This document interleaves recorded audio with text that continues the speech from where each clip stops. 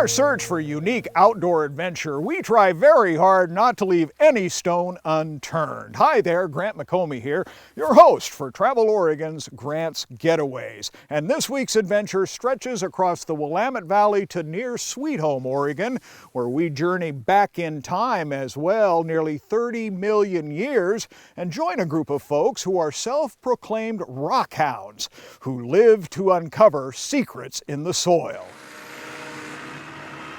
You could call Brad Newport's backhoe a time machine as it crawls across his Hollywood ranch near Sweet Home, Oregon. Everybody has their own hobby. Some people it's fishing, hunting, crafts, whatever it is. Each chunk of dirt that Newport's machine lifts out of the ground contains a piece of Oregon prehistory. Your best day of racing and you take first place, you know, that's this place right here. That's why I love it so much, because I know that everybody that comes out here is going to have a great time. You just can't help it if you're a rockhound. These rockhounds are members of the Tualatin Valley Gem Club. Each has come to Newport's ranch for a different reason. Some say discovery. Is this a piece of bark or the tree itself? No, this is actually a piece of the tree itself, because you can see the rings where the tree was there. Others say value. Every time you find something, it's a treasure. And just learning about how they were made just amazes me too.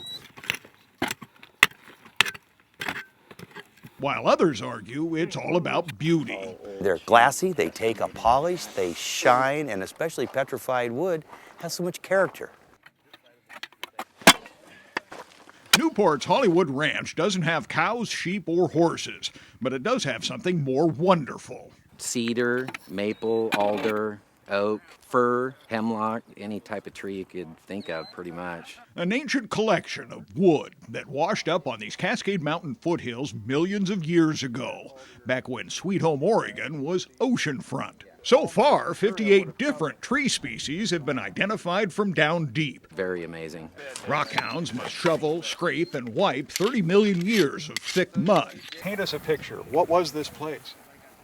Well, when this stuff was deposited, we would have been, the direction we're looking, we would have looked out towards open ocean, inland bay.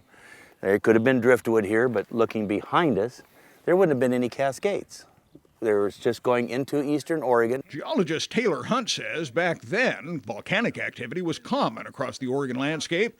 Think of it as Mount St. Helens times 100. Roughly 30 million years ago, huge caldera eruptions. And that velocity, like Mount St. Helens, ripped the trees up, branches, logs, everything, and bring it this way. Then it gets deposited as outwash, and this ash buries it, fossilizes it, and then we fill in and we become the Willamette Valley on top of it. Small piece, but it's got agate and some crystals on the end of it. This is nice so you can just polish really easy with a hand polisher.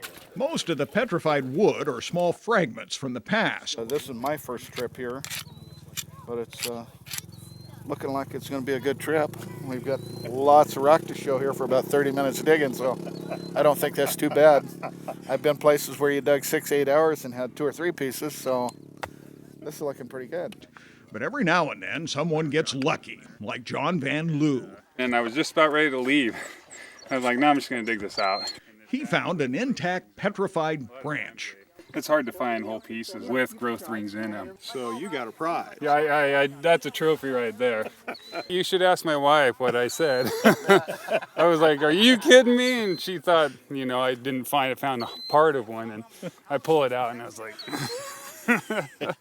so yeah, I was pretty happy. You know, my first full log I've ever found. So this one here looks like oak to me. I've done a lot of woodworking, and that looks like oak on that one. Yeah, but it could be. All of the rockhounds agree that the mystery of their unique adventures keeps them coming back. the camaraderie, getting with the other people, and everybody gets a chance to share their finds that way, so it makes it interesting for everybody. Is there a bit of a treasure hunt mentality though? Oh, sure. Yeah, you always know you're going to be the one to come home with the big piece or or the best piece or whatever. Everybody has fun with it that way too. Watch your fingers. Wow. And it's hard to see the lines in there, but that's what makes it sycamore. I must have worked 2 hours getting that out. I'm not sure whether it got me out or I got it out. Newport adds that rockhounding is a blood sport. Once it's in your blood, it never ever leaves. Finding it myself. I'm sorry. I mean, I like it when other people find it, but even if my son or daughter find it, I still want to find it more. You know, it's just the rockhound in me.